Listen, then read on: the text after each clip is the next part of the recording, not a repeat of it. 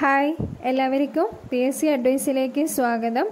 നമ്മളിന്ന് പഠിക്കാൻ പോകുന്നത് കേരളത്തിലെ സാമൂഹിക പരിഷ്കർത്താക്കൾ എന്ന് പറയുന്ന ടോപ്പിക്കിലെ ബ്രഹ്മാനന്ദ ശിവയോഗിയെക്കുറിച്ചാണ്. ബ്രഹ്മാനന്ദ ശിവയോഗി പാലക്കാട് ജില്ലയിൽ കൊല്ലങ്കോട് എന്ന സ്ഥലത്ത് 1852 ഓഗസ്റ്റ് 26 ജനിച്ചത്. ബ്രഹ്മാനന്ദ ശിവയോഗി പാലക്കാട് ജില്ലയിൽ കൊല്ലങ്കോട് എന്ന പ്രദേശത്തെ 1852 ഓഗസ്റ്റ് 26 ജനിച്ചു. ബ്രഹ്മാനന്ദ ശിവയോഗിയുടെ പ്രധാന ശിഷ്യൻ ആരായിരുന്നു? വാഗ്ഭടാനന്ദൻ. ബ്രഹ്മാനന്ദ ശിവയോഗിയുടെ പ്രധാന ശിഷ്യൻ ആരാണ്? വാഗ്ഭടാനന്ദൻ. ബ്രഹ്മാനന്ദ ശിവയോഗിയുടെ യഥാർത്ഥ പേര് കാരാട്ട് ഗോവിന്ദ മേനോൻ. അപ്പം ബ്രഹ്മാനന്ദ ശിവയോഗിയുടെ യഥാർത്ഥ പേരെന്താണ്? കാരാട്ട് ഗോവിന്ദ മേനോൻ. ആലത്തൂർ സ്വാമികൾ, സിദ്ധമുനി, പുരുഷസിംഹം എന്നിങ്ങനെയെല്ലാം അറിയപ്പെടുന്നത് ആരാണ്? ബ്രഹ്മാനന്ദ ശിവയോഗിയാണ്. അപ്പം ബ്രഹ്മാനന്ദ ശിവയോഗിക്ക് എന്തെല്ലാം പേരാണുള്ളത്? ആലത്തൂർ സ്വാമികൾ, സിദ്ധമുനി, പുരുഷസിംഹം. ഇത് കൂടാതെ നിരീശ്വരവാദികളുടെ ഗുരു എന്നറിയപ്പെടുന്നതും ആരാണ്? ബ്രഹ്മാനന്ദ ശിവയോഗിയാണ്. അപ്പം നിരീശ്വരവാദികളുടെ ഗുരു എന്നറിയപ്പെടുന്നതും ആരാണ്? ബ്രഹ്മാനന്ദ ശിവയോഗി. ആനന്ദ മഹാസഭ സ്ഥാപിച്ചത് ബ്രഹ്മാനന്ദ ശിവയോഗിയാണ്. അപ്പം ആനന്ദ മഹാസഭ സ്ഥാപിച്ചത് ആരാണ്? ബ്രഹ്മാനന്ദ ശിവയോഗി. കാരാട്ട് ഗോവിന്ദ മേനോൻ പിൽക്കാലത്ത് ഏത് പേരിലാണ് പ്രശസ്തനായത് എന്ന് ക്വസ്റ്റ്യൻ വന്നു കഴിഞ്ഞാൽ ഏതാണ് എഴുതേണ്ടത്? ബ്രഹ്മാനന്ദ ശിവയോഗി എന്നാണ്. അപ്പോൾ കാരാട്ട് ഗോവിന്ദ മേനോൻ പിൽക്കാലത്ത് ഏത് പേരിലാണ് പ്രശസ്തനായത്? ബ്രഹ്മാനന്ദ ശിവയോഗി എന്ന പേരിൽ. ബ്രഹ്മാനന്ദ ശിവയോഗി സ്ഥാപിച്ച മതം ഏതാണ്? ആനന്ദ മതം. അപ്പം മതം ചോദിച്ചു കഴിഞ്ഞാൽ ആനന്ദ മതവും, സ്ഥാപിച്ചത് സ്ഥാപനം ചോദിച്ചു കഴിഞ്ഞാൽ ഏതാണ്? എന്തായിരുന്നു നമ്മൾ നേരത്തെ പഠിച്ചത്?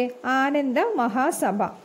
മനസ്സിലെ ശാന്തി സർഗവാസവും അശാന്തി നരകവുമാണ്, വേറെ സർഗ നഗരങ്ങളില്ല എന്ന് ഉത്ബോധിപ്പിക്കുന്ന ദർശനം ആനന്ദ ദർശനം. എന്താണ്?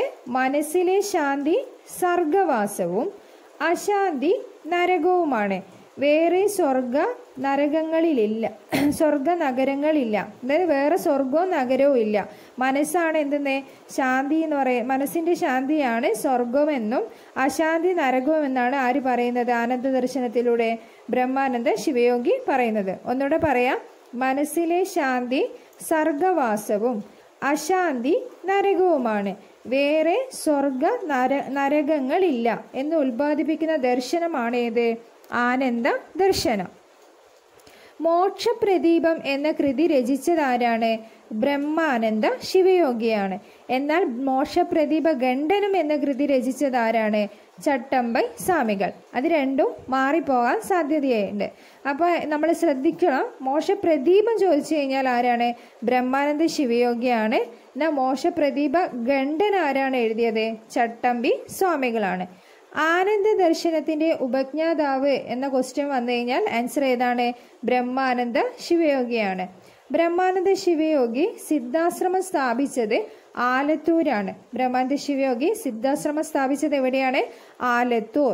സ്ത്രീകളുടെ ഇടയിൽ വിദ്യാഭ്യാസം പ്രചരിപ്പിക്കാൻ വേണ്ടി ബ്രഹ്മാനന്ദ ശിവയോഗി പ്രസിദ്ധീകരിച്ച പുസ്തകം എന്താണ്? ശ്രീ വിദ്യാ പോഷിണി. സ്ത്രീകളുടെ ഇടയിൽ വിദ്യാഭ്യാസം പ്രചരിപ്പിക്കാൻ വേണ്ടി ബ്രഹ്മാനന്ദ ശിവയോഗി ആരംഭിച്ച പ്രസിദ്ധീകരണം ഏതാണ്? ശ്രീ വിദ്യാ പോഷിണി. ആനന്ദ മഹാസഭ സ്ഥാപിച്ച വർഷം എപ്പോഴാ? 1918. അപ്പൊ ആനന്ദ മഹാസഭ സ്ഥാപിച്ച വർഷം 1918. സാരഗ്രാഹി എന്ന പ്രസിദ്ധീകരണം ആരംഭിച്ചത് ബ്രഹ്മാനന്ദ ശിവയോഗിയാണ്. സാരഗ്രാഹി എന്ന പ്രസിദ്ധീകരണം ആരുടേതാണ്? ബ്രഹ്മാനന്ദ ശിവയോഗിയാണ്. ഇനി ബ്രഹ്മാനന്ദ ശിവയോഗിയുടെ കുറെ കൃതികളുണ്ട്, ജസ്റ്റ് ഒന്ന് വായിക്കാം. ആനന്ദ ഗുരുഗീത, ആനന്ദഗണം, ആനന്ദ ദർശനം, ആനന്ദ വിമാനം, ആനന്ദ കുമ്മി, ജ്ഞാനക്കുമ്മി, സിദ്ധാനുഭൂതി, ശിവയോഗ രഹസ്യം, വിഗ്രഹാരാധന ഖണ്ഡനം. ഇവിടെ നോക്കുമ്പോൾ ഏകദേശം കുറേ എല്ലാം ആനന്ദ എന്ന് തുടങ്ങിയ കൃതികളാണ്. അപ്പം അങ്ങനെയുള്ള കൃതികളെല്ലാം കണ്ടു കഴിഞ്ഞാൽ ഏകദേശം നമുക്ക് താഴെ ഓപ്ഷനിൽ ബ്രഹ്മാനന്ദ ശിവയോഗി ഉണ്ടെങ്കിൽ അതായിരിക്കാനാണ് കൂടുതൽ സാധ്യത ഉണ്ടാവുക എന്ന് വിചാരിക്കാം. ആനന്ദം അല്ലാതെ ആകെ 2-3 ഉള്ളൂ. ഒന്ന് ജ്ഞാനക്കുമ്മിയും സിദ്ധാനുഭൂതിയും ശിവയോഗ രഹസ്യവും വിഗ്രഹാരാധന ഖണ്ഡനവും. ബാക്കിയെല്ലാം എന്താണ്? ആനന്ദ ഗുരുഗീത, ആനന്ദ ഗണനം, ആനന്ദ ദർശനം, ആനന്ദ വിമാനം, ആനന്ദ കുമ്മി അല്ലേ, പിന്നെ ആനന്ദ മഹാസഭ. നമ്മൾ നേരത്തെ പഠിച്ചത് എന്തായിരുന്നു? ആനന്ദ ദർശനം. ഇവയെല്ലാം ആരതാണ്?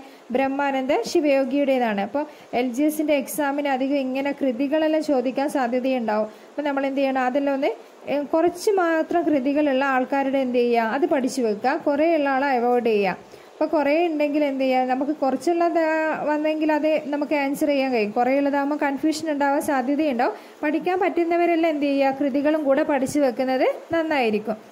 പഠിപ്പു തന്നെ മനുജന് ഭൂഷണം, ഉടപ്പുഭൂഷാദികളൊന്നുമില്ലഹോ, മിടുക്കരായിട്ടു വരേണമെങ്കിലോ മടിച്ചിടാതങ്ങു പഠിച്ചുകൊള്ളുവിൻ എന്ന് തുടങ്ങുന്ന പ്രശസ്ത പദ്യകൃതിയുടെ കർത്താവ് ബ്രഹ്മാനന്ദ ശിവയോഗി.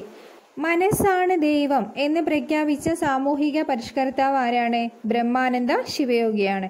മനസ്സാണ് ദൈവം എന്ന് പ്രഖ്യാപിച്ച സാമൂഹിക പരിഷ്കർത്താവ് ആരാണ്? ബ്രഹ്മാനന്ദ ശിവയോഗി. വനവാസികളും ഭിക്ഷാടകരുമായ സന്യാസികളെ ഉദരനിമിത്തം എന്ന് പരിഹസിച്ച സാമൂഹിക പരിഷ്കർത്താവ് ആരാണ്? ബ്രഹ്മാനന്ദ ശിവയോഗി. വനവാസികളും ഭിക്ഷാടകരുമായ സന്യാസികളെ ഉദരനിമിത്തം എന്ന് പരിഹസിച്ച സാമൂഹിക പരിഷ്കർത്താവ് ആരാണ്? ബ്രഹ്മാനന്ദ ശിവയോഗി. മതങ്ങളെയും വിഗ്രഹാരാധനയെയും എതിർത്ത സാമൂഹിക പരിഷ്കർത്താവ് ബ്രഹ്മാനന്ദ ശിവയോഗി.